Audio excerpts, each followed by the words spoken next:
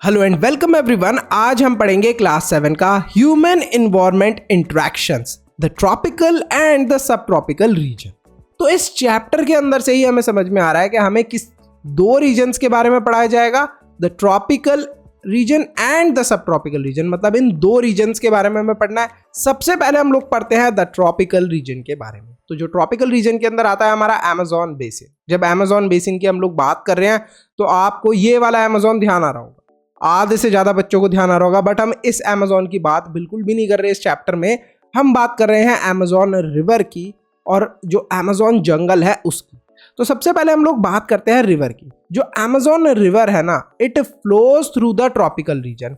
ये फ्लो करती है थ्रू द ट्रॉपिकल रीजन और ये बहुत ही ज्यादा नजदीक है किसके, इक्वेटर के। अगर हम पूरा मैप चेक करें अर्थ का तो आप देख सकते हो ये जो मैप है इसके बीच वाली जो लाइन होती है इसको बोलते हैं हम लोग इक्वेटर। तो इस इक्वेटर वाली लाइन के ऊपर ही हमारी देखने को मिलती है अमेज़न रिवर। मतलब यहीं कहीं पर अमेज़न रिवर होती है। अब ये जो अमेज़न रिवर है ना, ये बहुत लंबी चौड़ी रिवर है। यहाँ पर आप फोटो में देख रहे हो ये शायद कोई ट्रिब्यूटरी है, लेकिन अमेज़न रिवर बहुत ही लंबी चौड़ी रिवर है। आप ये मान के चलो कि 10 डिग्री नॉर्थ जाती है ये इक्वेटर से और 10 डिग्री साउथ, मतलब 10 degree south and 10 degree north. इतनी चौड़ी रिवर है, बहुत ही लंबी चौड़ी ये रिवर है। ठीक है, अब देखो ये जो रिवर है, ये रिवर जब फ्लो कर रही है, एक जगह से रिवर फ्लो कर रही है, फिर वो फ्लो करने के बाद कहीं ना कहीं पर जाकर मिल जाएगी, है ना, कहीं ना कहीं पर जाकर वो ड्रेन हो जाएगी। तो जिस भी जगह पर वो जाकर ड्रेन होगी वहां उस जगह को हम लोग रिवर माउथ बोलते हैं। या फिर रिवर, एक छोटी रिवर थी वो किसी बड़ी रिवर से जाकर जुड़ी, या फिर एक बड़ी रिवर दूसरी बड़ी रिवर से जाकर जुड़ी, उस चीज को भी हम लोग रिवर माउथ बोलते हैं। The place where a river flows into another body of water. एक और बॉडी ऑफ वाटर है जिसके अंदर एक रिवर फ्लो कर रही है, उसे ही हम लोग बोलते हैं रिवर्स माउथ। ठीक है, अब न्यूमरस ट्रिब्यूटरीज जो हैं वो एक साथ मिलकर क्या बनाती है, अमेज़न रिवर के साथ मिलकर क्या बनाती है, अमेज़न बेसिन। सबसे पहले समझते हैं। अब यहां पर देखो आपको ये बहुत सारी नदियां दिख रही होंगी। आप बोल रहे होगे ये क्या मैप आ गया। हाँ बिल्कुल, ये अमेज़न बेसिन का ही हम लोग एक तरीके से मैप देख रहे हैं। ठीक है, अब ध्यान देना। अब यहां पर ये जो आपको डार्क ब्लू शेड में दिख रही है ये है हमारी अमेज़न रिवर। अब ये जो अमेज़न रिवर आपको दिख रही है ना, इसी रिवर के साथ में बहुत सारी ट्रिब्यूटरीज जुड़ जाती है। बहुत सारी ट्रिब्यूटरीज मतलब और बहुत सारी नदियां जाकर जुड़ जाती हैं और क्या बना देती हैं, अमेज़न बेसिन।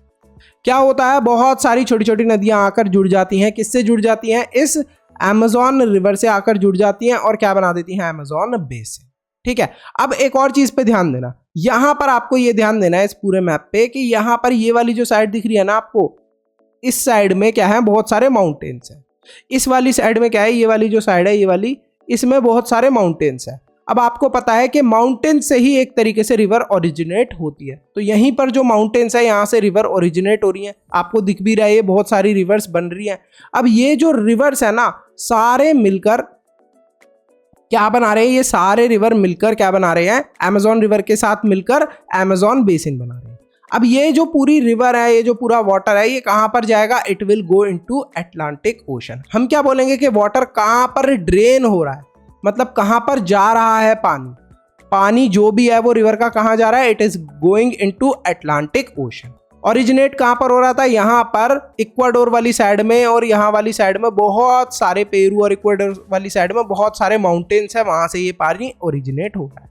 तो रिवर बेसिन कहां पर ड्रेन हो रही है, it is draining some portions of Brazil, parts of Peru, Bolivia, Ecuador, Colombia and a small part of Venezuela। मतलब यहाँ से भी बहुत सारी नदियाँ आ रही हैं और अमेज़न बेसिन के साथ मिलकर अटलांटिक ओशन के अंदर ड्रेन हो रही है। ठीक है, ये बात आपको क्लियर होनी चाहिए। बहुत ही सिंपल सी बात है। क्या है, ये रिवर यहाँ से ओरिजिनेट हुई माउंटेन से और कहाँ पर जाकर ड्रेन हो रही है, अटलांटिक ओशन के अंदर जाकर ड्रेन हो रही है। अच्छा, किस लोकेशन पे है हमारी जो अमेज़न रिवर है, हमें पता है कि इक्वेटर वाली लोकेशन पर है। इक्वेटर से भी अगर हम देखें तो 10 डिग्री नॉर्थ तक ये जाती है और 10 डिग्री साउथ तक। मतलब काफी चौड़ी रिवर है, ये बहुत बड़ी रिवर है। ये कोई ऐड नहीं है, आपको एक बहुत ही इंपॉर्टेंट इंफॉर्मेशन देनी है। एजुकेशन को इजी और अफोर्डेबल बनाने के लिए हमने एक इम्पॉर्टेंट स्टेप लिया है। आपके लिए हमने रेडी करा है स्पेशल कंटेंट जो आपके एग्जाम में बहुत हेल्प करेगा। इसमें आपको मिलेंगे चैप्टर वाइज टेस्ट पेपर, हर चैप्टर के नोट्स, साथ में कंबाइंड टेस्ट पेपर्स और प्रायोरिटी डाउट क्लियरिंग। इसके साथ साथ और भी बहुत सारे बेनिफिट्स आपको मिलने वाले हैं सिर्फ और सिर्फ 299 के मेंबरशिप प्राइस में। सब्सक्राइब के साथ में ज्वाइन के बटन पे क्लिक करके आपको ये मेंबरशिप परचेज करनी है। ये प्राइस लिमिटेड टाइम के लिए है। अरे वाह भैया, इतने कम प्राइस में इतनी सारी चीजें, मैं तो अभी मेंबर बन जाता हूँ। ठीक है, अब अगर हम लोग बात करें कि यहाँ का क्लाइमेट कैसा रहता है, अमेज़न बेसिन का क्लाइमेट कैसा रहता है, एक चीज हमें बिल्कुल क्लियर है कि जो अमेज़न रिवर बेसिन है it is located right on the equator, equator वाली लोकेशन पे लोकेटेड है। तो यहाँ का जो टेम्परेचर है वो हॉट रहता है, मतलब गर्म रहता है, और ह्यूमिड रहता है। ह्यूमिड मतलब नमी रहती है। तो पूरे साल अगर आप अमेज़न रिवर बेसिन के आसपास नज़दीक में रहते हो तो पूरे साल आपको कैसा टेम्परेचर देखने को मिलेगा, हॉट और ह्यूमिड। कभी भी सर्दी वाला टेम्परेचर आपको देखने को मिलेगा ही नहीं। तो यहाँ पर आप देख सकते हो कि कितनी सुंदर लग रही है, ये जो दिख रही है ना आपको, दिस इज अमेज़न रिवर। ठीक है, कितनी बड़ी अमेज़न रिवर, और यहाँ पर देखो कितनी सारी ट्रिब्यूटरीज आकर इससे मिल रही। तो ये काफ़ी अच्छा लग रहा है यहाँ का, आपको ये पिक्चर के अंदर काफ़ी अच्छा लग रहा होगा और अच्छे से समझ में भी आ रहा होगा। डेज और नाइट्स जो होती हैं वो इक्वली हॉट होती है और ह्यूमिड होती है। ऐसा नहीं है कि रात के समय यहाँ पर थोड़ा टेम्परेचर अच्छा हो जाता होगा, ठंडा हो जाता होगा, नहीं। आप दिन में देखोगे तो दिन में भी उतनी ही गर्मी रहती है और ह्यूमिडिटी रहती है, और रात को भी उतनी ही गर्मी और ह्यूमिडिटी रहती है। यहाँ पर अगर आप चले गए तो आपकी स्किन को स्टिकी स्टिकी फील होगा। जैसा ग्लू लगाने के बाद हमें चिपका चिपका फील होता है, ऐसे ही हमारी स्किन कैसी होगी यहाँ पर चले गए तो sticky sticky. It rains almost every day, हर रोज बारिश होती है विदाउट एनी वार्निंग, मतलब पता भी नहीं चलता कि बारिश होने वाली है और बारिश हो जाती है। High day time temperature and very high humidity, although the temperature drops at night the humidity remains high. देखो रात के समय जो टेम्परेचर है वो थोड़ा बहुत कम होता है, लेकिन ह्यूमिडिटी रात को रहती है। इस वजह से ज़्यादा लोगों को फर्क नहीं लगता टेम्परेचर के अंदर। लोगों को ऐसा ही लगता है कि दोपहर में भी गर्मी है, रात को भी गर्मी है, रात को भी ह्यूमिडिटी है, दोपहर में भी ह्यूमिडिटी है। तो यहाँ पर काफ़ी ज़्यादा इसी तरीके का टेम्परेचर रहता है। Rain forest in the Amazon basin. अरे भैया, एक चीज़ तो बिल्कुल क्लियर है कि इस चैप्टर को तो मैं बिल्कुल नहीं पढ़ता अगर मेरा एग्जाम नहीं होता। और दूसरी चीज़ पता है क्या, कि मैं इस अमेज़न वाली जगह में बिल्कुल नहीं जाने वाला। मुझे गर्मी बिल्कुल भी नहीं पसंद। अमेज़न फॉरेस्ट के अंदर अच्छी खासी बारिश होती है, ये तो हमें पता ही है। इसी वजह से यहाँ पर हमें रेन फॉरेस्ट देखने को मिलते हैं। ये जो फॉरेस्ट होते हैं काफ़ी ज़्यादा डेंस होते हैं। डेंस मतलब कि घने, बहुत ज़्यादा ट्रीज ग्रो रखे होते हैं। ऐसा क्यों होता है? Because of heavy rain. Trees को ग्रो होने के लिए क्या चाहिए? सनलाइट चाहिए। सनलाइट मिल ही रही है क्योंकि इक्वेटर वाले रीजन पे है ये अमेज़न वाला जंगल। और दूसरा पानी, पानी भी मिल रहा है ट्रीज को बारिश के थ्रू। तो ट्रीज तो मजे से ग्रो होते रहते हैं। जो फॉरेस्ट हैं वो इतने डेंस हो सकते हैं, इतने डेंस होते हैं कि आप इस तरीके से समझो कि अगर आप गलती से इस फॉरेस्ट में चले गए और अपना सर ऊपर करके देखा तो आपको सूरज की रोशनी देखने को नहीं मिलेगी। अच्छा, ऐसा क्योंकि हमने सर ऊपर करा तो सूरज की रोशनी ही नहीं दिख रही है? कहीं ऐसा तो नहीं सर आप रात की बात कर रहे हो? नहीं, दिन में भी नहीं देखने को मिलेगी सूरज की रोशनी, क्योंकि इतने सारे ट्रीज ग्रो रखे हैं, इतने सारे ट्रीज ग्रो रखे हैं कि ऊपर से सनलाइट आ ही नहीं पाती जमीन तक। तो यहाँ पर इसी वजह से क्या है, जो सॉइल है वो काफी ज्यादा डार्क और मॉइस्ट है। और यहाँ पर अगर हम लोग ट्रीज की बात करें तो कैसे ट्रीज ग्रो होते हैं? शेड टॉलरेंट ट्रीज ग्रो होते हैं। इसका मतलब क्या है? मतलब वही वाले ट्रीज यहाँ पर हमें उगते हुए दिखते हैं जो कि छाया में उग सकते हैं। समझे आप? तो मतलब ये जो जंगल है इतना ज्यादा घना होता है कि यहाँ पर जो ट्रीज अगर नए ग्रो होंगे तो वही ग्रो हो सकते हैं जो कि बिना धूप के ग्रो हो जाए। ठीक है, तो यहाँ पर ऑर्चिड्स हमें देखने को मिलते हैं। और क्या देखने को मिलते हैं? ब्रोमीलिएट्स। क्या? ब्रोमीलिएट्स। आपको कैसे पढ़ना है? ब्रोमीलिएट्स। ब्रोमीलिएट्स वाले पेड़ यहाँ पर उगते हुए दिखते हैं। और हमें क्या देखने को मिलते हैं? पैरासाइट प्लांट जो होता है ये grow as a parasite plant. Parasite plant मतलब क्या? वो वाले प्लांट जो कि दूसरे प्लांट से अपने खाने पीने की जरूरत पूरी करते हैं। ठीक है, अब इसके बारे में आपने साइंस में भी पढ़ा होगा। साइंस में जो चैप्टर है हमारा उसमें आपने अच्छे से पढ़ा होगा पैरासिटिक प्लांट्स के बारे में। तो उन्हीं प्लांट्स की बात हो रही है। The rain forest is rich in animals. यहाँ पर बहुत सारे एनिमल्स भी देखने को मिलते हैं। हमें बर्ड्स देखने को मिलती है, जैसे कि टूकेन वाली जो बर्ड होती है वो हमिंग बर्ड हो गई, बर्ड्स ऑफ पैराडाइज। ठीक है, ऐसी ही बहुत सारी वैरायटी ऑफ बर्ड्स हमें यहाँ पर देखने को मिलती है। यहाँ पर हमें एनिमल्स जैसे कि मंकी, स्लॉथ, एंट ईटिंग टेपर्स, ये सब देखने को मिलते हैं। Various species of reptiles and snacks भी हमें यहाँ पर देखने को मिलती है। मतलब अगर मैं आपसे रेप्टाइल्स की बात करूँ तो रेप्टाइल कौन होते हैं? रेंगने वाले जो भी जानवर होते हैं उन्हें रेप्टाइल बोलते हैं, जो रेंग रेंग के चलते हैं। तो बहुत सारे रेप्टाइल देखने को मिलते हैं, बहुत सारे स्नेक्स, खतरनाक वाले स्नेक्स भी, जैसे कि क्रोकोडाइल हो गया, सॉरी क्रोकोडाइल नहीं, पाइथन हो गया, एनाकोंडा हो गया, ये सारे स्नेक्स देखने को मिलते हैं। क्रोकोडाइल बोल रहा हूं मैं, स्नेक में नहीं, क्रोकोडाइल यहां पर हमें देखने को मिलते हैं। ठीक है, तो यहाँ पर इसी टाइप के बहुत सारे हमें एनिमल्स देखने को मिलते हैं। यहाँ पर डिफरेंट डिफरेंट वैरायटी के एनिमल्स देखने को मिलते हैं। साथ ही में अगर हम रिवर की बात करें तो रिवर के अंदर भी हमें बहुत सारी डिफरेंट स्पीशीज, मतलब अलग अलग वैरायटी की फिशेज देखने को मिलती हैं। इसके अंदर हमें कुछ कार्निवोरस फिशेज भी देखने को मिलती हैं, कार्निवोरस वाटर एनिमल्स भी देखने को मिलते हैं। कार्निवोरस का मतलब क्या होता है? वो वाले वाटर एनिमल्स जो कि दूसरे वाटर एनिमल्स को खा जाते हैं। तो ऐसे भी यहाँ पर एनिमल्स हमें देखने को मिलते हैं। अच्छा, यहाँ पर रहता कौन है? अमेज़न रेन फॉरेस्ट के अंदर रहता कौन है? तो यहाँ पर आपने जनरली देखा होगा कि आदिवासी जिन्हें हम बोलते हैं वो लोग यहाँ पर जनरली हमें देखने को मिलते हैं। अच्छा, यहाँ पर जो आदमी लोग हैं वो जनरली क्या करते हैं? हंटिंग करते हैं, मतलब शिकार करते हैं, जानवरों को मार कर खाते हैं। हंटिंग के अंदर ये लोग शिकार जानवरों का भी करते हैं और फिशेस को भी हंट करते हैं। ठीक है, और जो वुमेन्स है, वुमेन्स किसका ध्यान रखती हैं? हार्वेस्टिंग का। What is harvesting? मतलब क्रॉप्स को ग्रो करने का काम वुमेन करती हैं, आदमी लोगों का काम होता है शिकार करना। ठीक है, तो जो वुमेन है वो एक तरीके से पूरे घर का ध्यान रखती हैं, पूरे घर को खाना वाना खिलाने का काम वुमेन्स करती हैं, वेजिटेबल्स वगैरह ग्रो करती हैं और सबको वो खिलाती हैं। तो यहाँ पर जो हंटिंग है वो वुमेन क्यों नहीं करती? ये हमारे दिमाग में सवाल आ रहा होगा। हंटिंग वुमेन्स इस वजह से नहीं करती बिकॉज ये माना जाता है कि हंटिंग और फिशिंग वुमेन्स के लिए सेफ नहीं। तो ऐसा माना जाता है वहाँ अमेज़न रेन फॉरेस्ट के अंदर के जो वुमेन्स है उनके लिए हंटिंग और फिशिंग सेफ नहीं है। हंटिंग और फिशिंग का काम सिर्फ आदमियों को करने दो और बाकी जो वुमेन्स है वो क्या करें? हार्वेस्टिंग का काम करें और घर की देखभाल करें। यहाँ के जो लोग हैं वो किस टाइप की फार्मिंग करते हैं, यानी कि किस टाइप से वो क्रॉप्स वगैरह को ग्रो करते हैं? तो वो यूज करते हैं स्लैश एंड बर्न एग्रीकल्चर, या फिर हम इसे शिफ्टिंग कल्टीवेशन भी बोलते हैं। ठीक है, अब ये वाला टॉपिक आप बहुत अच्छे से समझ लेना, बड़ी क्लास तक आपके बहुत काम आने वाला है। ठीक है, तो अब यहां पर हमने क्या करा? मान लो ये हमारा जंगल है, ये हमारा अमेज़न रेन फॉरेस्ट समझ लो आप, ये हमारा पूरा जंगल है। अब हमने क्या करा? इस जंगल में से इतनी सी जगह पे आग लगा दी। क्या करा?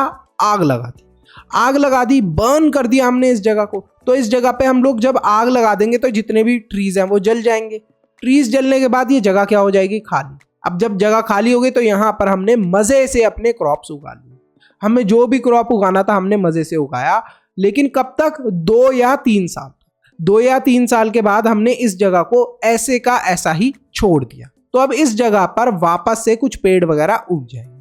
फिर हमने नई जगह ढूंढी, अब नई जगह पर जाकर फिर हमने आग लगाई और इस जगह को खाली करके यहाँ पर भी हमने क्या करा? यहाँ पर भी अपने क्रॉप्स ग्रो करे 2 या 3 साल तक। फिर हम नई जगह पे चले गए, वहां पर आग लगाई, ऐसे ही हम लोग शिफ्ट करते गए। इसी वजह से इसको बोलते हैं शिफ्टिंग कल्टीवेशन। और स्लैश एंड बर्न आपको पता चल गया कि हम लोग आग लगाते जा रहे हैं, इसलिए स्लैश एंड बर्न एग्रीकल्चर भी इसे बोलते हैं। अच्छा, ऐसा क्यों करा कि हम एक जगह से दूसरी जगह बार बार मूव कर रहे हैं? देखो, जो सॉइल है ना, जब आप एक जगह पे बहुत सारे क्रॉप्स को ग्रो करते रहते हो ज़्यादा समय तक, तो 2 या 3 साल के बाद उस सॉइल के अंदर न्यूट्रिएंट्स खत्म हो जाते हैं, ताकत वाली चीज़ें सॉइल के अंदर खत्म हो जाती हैं। तो वो ताकत वाली चीज़ें खत्म होने के कारण से हमें दूसरी जगह पे शिफ्ट करना पड़ता है।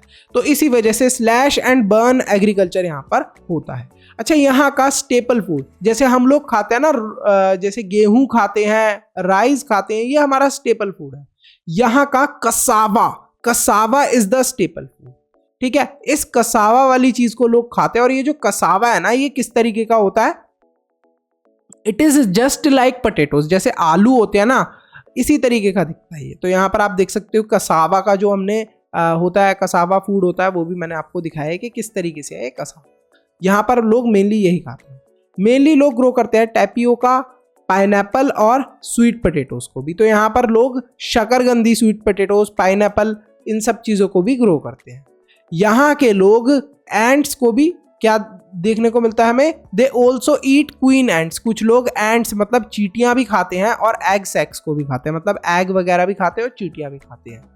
कैश क्रॉप्स को भी कुछ लोग ग्रो करते हैं। व्हाट आर कैश क्रॉप्स, मतलब क्या ऐसे पेड़ जिनसे पैसे उगेंगे, ऐसे पेड़ नहीं। देखो कैश क्रॉप्स किन्हें बोलते हैं, कॉफी को, मेज को और कोका को। अब इन्हें कैश क्रॉप क्यों बोला गया है, क्योंकि यहाँ के लोग इन चीजों का इस्तेमाल थोड़ा कम करते हैं। इन क्रॉप्स को ग्रो पता है क्यों करते हैं ज्यादा, जिससे कि इन्हें बेचकर कुछ पैसे कमा सके। क्या कर सके, कुछ पैसे कमा सके। अच्छा, जो रेन फॉरेस्ट है, इतना अच्छा रेन फॉरेस्ट है, इतने सारे ट्रीज हैं, तो इसी वजह से इस रेन फॉरेस्ट से बहुत सारी वुड भी मिल जाती है और इस वुड की मदद से ही हम लोग घर बना पाते हैं। Some family live in the thatched house, कुछ लोग कैसे घर बनाते हैं, थैच टाइप के, ये जो आपको दिख रहा है ना घर लकड़ी का, ऐसा यूं स्लैंटिंग वाला, इस टाइप के घर बना लेते हैं, ठीक है। और कुछ लोग जो है वो कैसे बनाते हैं, लार्ज अपार्टमेंट हाउस बना लेते हैं, जिन्हें मलोका बोलते हैं। तो कुछ लोग क्या करते हैं, मलोका वाले हाउस बनाते हैं और कुछ लोग कैसे थैच्ड हाउस बनाते हैं। आई होप ये चीज अब आपको क्लियर होगी। Life of the people in the Amazon river basin is slowly changing, जो लोगों की जिंदगी है ना, जैसे पहले लोग रहा करते थे अमेजोन बेसिन के अंदर, अब वो धीरे धीरे करके चेंज हो रही है। क्यों, क्योंकि जो अमेजोन वाली जगह है ना, ये काफी ज्यादा डेवलप हो रही है। अमेजोन हाईवे बन रहा है, जिसकी वजह से हर एक जगह पे आप रेन फॉरेस्ट के अंदर जा सकते हो।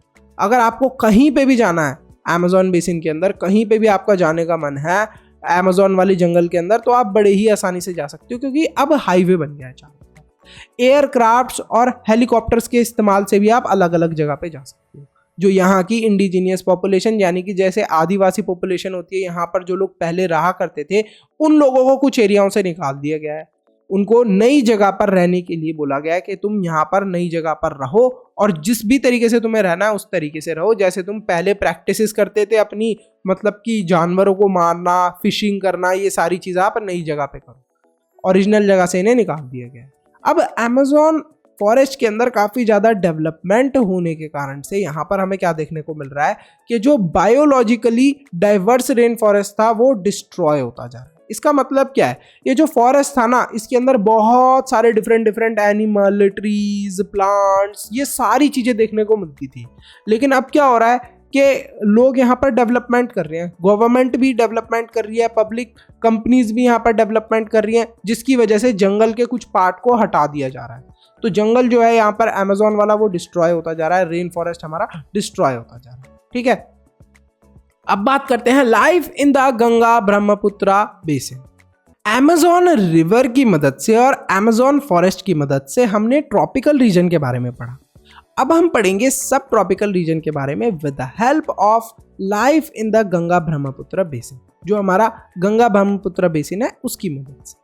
तो जो ट्रिब्यूटरीज हैं रिवर गंगा की और ब्रह्मपुत्रा की, ये सब एक साथ मिलकर, ट्रिब्यूटरीज मतलब छोटी छोटी जो नदियां हैं वो मिलकर क्या बनाती है, रिवर गंगा को, छोटी छोटी नदियां हैं वो मिलकर क्या बनाती है, रिवर ब्रह्मपुत्रा को। लेकिन ये लोग भी एक साथ मिलकर क्या बना देती हैं, ये हमारे बना देती हैं गंगा ब्रह्मपुत्रा बेसिन को, ठीक है। तो यहीं पर हम लोग गंगा ब्रह्मपुत्रा बेसिन की बात करने वाले हैं। तो ये गंगा ब्रह्मपुत्रा बेसिन का एड्रेस क्या है? अरे भैया कैसी बात कर रहे हो आप रिवर्स की बात कर रहे हो, रिवर के कहाँ एड्रेस होते हैं? बिल्कुल होता है। तुम्हें किसने बताया कि नहीं होता? देखो, अगर आप मैप को खोलोगे तो मैप के ऊपर आपको क्या देखने को मिलेंगे, बहुत सारी कंट्रीज, बहुत सारे स्टेट्स, बहुत सारे कॉन्टिनेंट्स। लेकिन मैप की मदद से हम लोग एड्रेस निकाल सकते हैं कुछ जगहों। तो ऐसे ही जो सब ट्रॉपिकल रीजन है जहां पर हमें गंगा ब्रह्मपुत्रा बेसिन देखने को मिलती है, ये कहां पर लोकेटेड है? It is located 10 degree north to 30 degree, ठीक, 30 डिग्री नॉर्थ, ये है इसके लैटिट्यूड्स। तो इन लैटिट्यूड्स की मदद से आप क्या कर सकते हो, आप लोकेशन निकाल सकते हो और एग्जैक्ट इस जगह पर पहुंच सकते हो। जैसे आप अगर अपने घर पे किसी गेस्ट को बुलाते हो तो अपना एड्रेस बता देते हो, ऐसे ही ये जो नंबर्स दे रखे हैं ये क्या है, it is the address of river Ganga and Brahmaputra basin. ये आपको लर्न होनी चाहिए। देखो, जो गंगा रिवर की जो ट्रिब्यूटरीज है, मतलब बहुत सारी छोटी छोटी रिवर मिलकर जो गंगा को बनाती है, वो कौन कौन सी हैं? घाघरा, सोन, चंबल, गंडक, कोसी। और अगर ब्रह्मपुत्रा रिवर की ट्रिब्यूटरीज की बात करें तो दिबांग, लोहित, तिसिता और मानस ट्रेन, ये सब क्या है, ब्रह्मपुत्रा की ट्रिब्यूटरीज। मेन फीचर क्या है इस बेसिन के? देखो, the plains of the Ganga and Brahmaputra, the mountains and the foothills of the Himalayas and the Sundarban delta. अब यहाँ पर हमें जो मेन चीजें देखने को मिलती हैं इस बेसिन के अंदर वो क्या है, गंगा और ब्रह्मपुत्र का बेसिन, ये तो अपने को क्लियर है। यहाँ पर बहुत सुंदर सुंदर माउंटेन्स भी देखने को मिलते हैं, साथ ही में हमें foot hills of Himalayas and the Sundarban delta, मतलब यहाँ पर जो हिमालय के छोटे छोटे वाले पहाड़ हैं वो भी देखने को मिलते हैं, और सुंदरबन डेल्टा जहाँ पर हमारे टाइगर वगैरह पाए जाते हैं। टाइगर पाए जाते हैं सुंदरबन डेल्टा में या लायन? फटाफट कमेंट करो, आगे मैं पढ़ाऊंगा इसके बारे में, उससे पहले आपको कमेंट करना है। देखते हैं कितने बच्चों को पता है। अगर हम यहाँ के क्लाइमेट की बात करें तो जो क्लाइमेट है ना, यहाँ पर ज़्यादातर मॉनसून वाला क्लाइमेट रहता है, ठीक है, मॉनसून वाला क्लाइमेट रहता है। जो मॉनसून है वो डोमिनेट करता है यहाँ के क्लाइमेट को। अब इसका मतलब क्या है, यहाँ के क्लाइमेट को मॉनसून कैसे डोमिनेट करता है? देखो, जो मॉनसून है ना, मॉनसून की मदद से ही यहाँ पर बारिश होती है। जो मॉनसून है वो क्या लेकर आता है, यहाँ पर रेन लेकर आता है। अच्छा, मॉनसून वाला सीजन आता कब है यहाँ पर? From mid June to mid September हमें मॉनसून यहाँ पर देखने को मिलता है। तो मिड जून से शुरुआत होती है और मिड सितंबर तक लगभग ये खत्म सा हो जाता है। तो यहाँ पर हमें क्या देखने को मिलती है, बारिश इस समय होती हुई दिखती है। हॉट समर होती है, मतलब गर्मियों के टाइम पे बहुत ज़्यादा गर्मी होती है, ठंडियों के टाइम पे बहुत ज़्यादा ठंडी होती है। तो यहाँ पर ऐसा नहीं है जैसा हमने अमेज़न वाली जगह में देखा था कि 24 घंटे ही और 12 महीने ही, मतलब पूरे साल भर ही गर्मी गर्मी रहती है। यहाँ पर सर्दियाँ भी होती हैं और गर्मी भी होती है। अगर टोपोग्राफी की बात करें तो टोपोग्राफी क्या है, यहाँ की हाईली वेरिड है। टोपोग्राफी का मतलब क्या होता है, जैसे कहीं पर ज़मीन कैसी है, फ्लैट है या फिर पहाड़ वाली ऊंची नीची ज़मीन है। तो यहाँ की जो ज़मीन है ना, हाईली वेरिड, मतलब कहीं पर तो पहाड़ है, कहीं पर ज़मीन बिल्कुल फ्लैट है, फिर कहीं पर पहाड़ आ गए, फिर कहीं पर ज़मीन फ्लैट है। तो यहाँ पर हम लोग क्या बोलेंगे, यहाँ की जो टोपोग्राफी है वो काफ़ी ज़्यादा वेरिड है। स्टीप माउंटेनियस एरिया हमें देखने को मिलते हैं, रफ टेरेन देखने को मिलती है। मतलब स्टीप मतलब बहुत ही खड़े पहाड़, ऐसे पहाड़ जिन पे चढ़ना बहुत मुश्किल है, ठीक है। कुछ पहाड़ ऐसे होते हैं जिन पे आप आसानी से चढ़ सकते हो, लेकिन यहाँ पर बिल्कुल खड़े स्ट्रेट वाले पहाड़ है जिन पे चढ़ना बहुत मुश्किल है, ठीक है। Few people live in the mountainous area, बहुत ही कम लोग इसी वजह से माउंटेन वाले एरिया में रहते हैं, ठीक है। Farming is the main occupation, तो जो फार्मिंग है वो मेन ऑक्यूपेशन है उन लोगों का जो कि प्लेन वाली जगह पे रहते हैं। जो आपको ये दिख रही है इमेज के अंदर, प्लेन वाली जगह, कुछ ऐसी जगहों पे जो लोग रहते हैं वो फार्मिंग करते हैं। कुछ लोग माउंटेन वाली जगह पे रहते हैं, वहाँ पर तो पॉसिबल ही नहीं है फार्मिंग, कैसे कर लोगे, स्टीप माउंटेन्स है। जो पॉपुलेशन डेंसिटी है वो काफ़ी ज़्यादा हाई है इन द प्लेन्स, मतलब वो वाले एरिया जहाँ पर माउंटेन नहीं है। जैसे इस एरिया में माउंटेन नहीं है तो यहाँ पर पॉपुलेशन ज़्यादा है, ज़्यादा लोग इस जगह पे रहना प्रेफर करते हैं। बहुत ही कम लोग माउंटेन के ऊपर रहते हैं, क्योंकि माउंटेन के ऊपर रहने में बहुत ज़्यादा मतलब प्रॉब्लम फेस करनी पड़ती है, ठीक है। फॉर एग्जाम्पल, आपको हॉस्पिटल जाना है, आप आसानी से यहाँ से नीचे ही हो, आप प्लेन वाले एरिया में आप हॉस्पिटल भी चले जाओ। माउंटेन पे हो तो माउंटेन से नीचे उतरो ज़मीन पे, फिर जाओ हॉस्पिटल में। अच्छा, माउंटेन के ऊपर ही सर कोई हॉस्पिटल बना ले तो वो बहुत ही रेयर केसेस में देखने को मिलता है। यहाँ पर माउंटेन के ऊपर हॉस्पिटल क्यों बनाएंगे जब ज़्यादातर लोग ज़मीन वाले यानी कि प्लेन वाले एरिया में रह रहे हैं, ठीक है। तो यहाँ पर लोग ज़्यादातर क्या करते हैं, फार्मिंग करते हैं, राइस उगाते हैं लोग, यहाँ पर वीट को ग्रो करते हैं, मेज को ग्रो करते हैं, सोरगम को ग्रो करते हैं, chickpea, millet, jute, sugar cane, इन सारी चीज़ों को ग्रो करते हैं। अच्छा, आप लोगों को बताना है ये जो मिलेट है ना, इसे हिंदी में क्या बोलते हैं, देखते हैं कितने बच्चों को पता है। कैश क्रॉप, अब फिर दोबारा यहाँ पर कैश क्रॉप आ गई, मतलब वो वाले पौधे जो पैसे देते हैं, नहीं, मतलब वो वाले पौधे जिनको फार्मर्स ग्रो करते हैं फॉर मनी। कौन कौन से कैश क्रॉप्स ग्रो करते हैं यहाँ पर फार्मर्स? शुगर केन और जूट, और इनको सेल करते हैं। टी को ग्रो करा जाता है in West Bengal and Assam. Silk को प्रोड्यूस करा जाता है by raising silk worms in parts of Bihar and Assam. तो असम और बिहार के अंदर सिल्क को ग्रो करा जाता है by raising silk worm. T को ग्रो करा जाता है वेस्ट बंगाल और असम के अंदर, ठीक है। और crops are grown in terraced fields on mountain and hills. तो देखो, टेरेस फार्मिंग के थ्रू कुछ लोग माउंटेन्स के ऊपर भी क्या करते हैं, फार्मिंग करते हैं। अब टेरेस फार्मिंग क्या है, वो क्या करते हैं, इस माउंटेन के ऊपर ही थोड़ा थोड़ा फ्लैट वाला एरिया बना लेते हैं। माउंटेन को काट काट के थोड़ा थोड़ा पीस कट कर लिया, आसपास का छोटा मोटा एरिया, वहां पर कुछ क्रॉप्स ग्रो कर दिए। फिर छोटा मोटा एरिया कट कर लिया माउंटेन का, ठीक है, उसको फ्लैट बना दिया, फिर वहां पर कुछ क्रॉप्स ग्रो कर दिए। तो यहाँ पर इस टाइप की भी हमें फार्मिंग देखने को मिलती है। अगर वेजिटेशन की हम लोग बात करें तो वेजिटेशन कैसी होती है इस एरिया में? वेजिटेशन यानी कि यहाँ पर किस तरीके के पेड़ पौधे उगते हैं। तो ये डिपेंड करता है ऑन द टेरेन टाइप, मतलब कि किस जगह पर हम लोग किस जगह की बात कर रहे हैं स्पेसिफिकली उस पर डिपेंड करता है। अगर हम पहाड़ वाली जगह की बात कर रहे हैं तो वहां पर डिफरेंट तरीके के पेड़ पौधे उगते हुए दिखेंगे। अगर हम लोग प्लेन वाली जगह, मतलब वो वाली जगह जहां पर पहाड़ वगैरह नहीं है, तो वहां पर डिफरेंट टाइप के पेड़ पौधे उगते हुए दिखेंगे।